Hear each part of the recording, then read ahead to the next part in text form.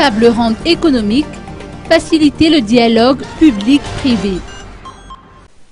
La table ronde économique Madagascar-Union européenne, qui en était hier à sa 3e édition, affirme l'engagement de l'Union européenne dans la facilitation du dialogue public-privé en vue d'améliorer l'environnement des affaires et le climat des investissements.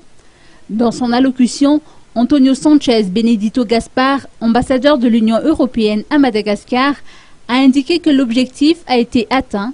Les échanges, notamment ceux portant sur l'accord de partenariat économique, ont été fructueux. Par ailleurs, la présence des membres du gouvernement témoigne de leur volonté d'avancer.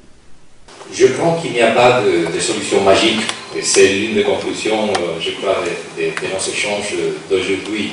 Il y a autant de solutions, autant de réponses, et que des questions qui restent toujours ouvertes, que des défis. Mais s'il y a des divergences, et on n'est pas ici pour imposer la pensée unique, je crois qu'on est d'accord sur l'essentiel. On est d'accord sur les objectifs, sur l'importance clé du secteur privé pour le développement de Madagascar, et pour le développement durable, et on est d'accord aussi sur la méthode qui doit être toujours le dialogue, la méthode qui doit toujours être chercher des consensus autour de l'unité, de cet esprit de la conférence des valeurs, des investisseurs de Paris. C'est l'esprit qui anime aussi la réunion d'aujourd'hui et qui aura bien évidemment une continuité permanente. C'est donc déjà un rendez-vous pour l'année prochaine, pour 2018, mais notre dialogue doit continuer toujours.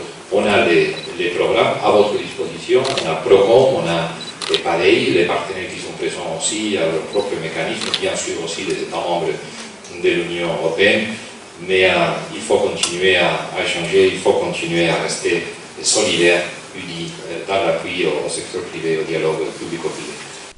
Pour sa part, Nourdine Chabani, ministre de l'Industrie et du Développement du secteur privé, a indiqué qu'une étape de plus a été franchie et qu'il importe de renforcer la synergie entre les 3 acteurs clés et de renforcer le dialogue consultatif pour un environnement plus propice aux affaires. Les opportunités liées à la mise en œuvre de l'accord de partenariat économique et à l'appartenance de Madagascar aux communautés économiques régionales, l'accès au financement des entreprises, ainsi que le suivi de la conférence des bailleurs et des investisseurs ont également été abordés.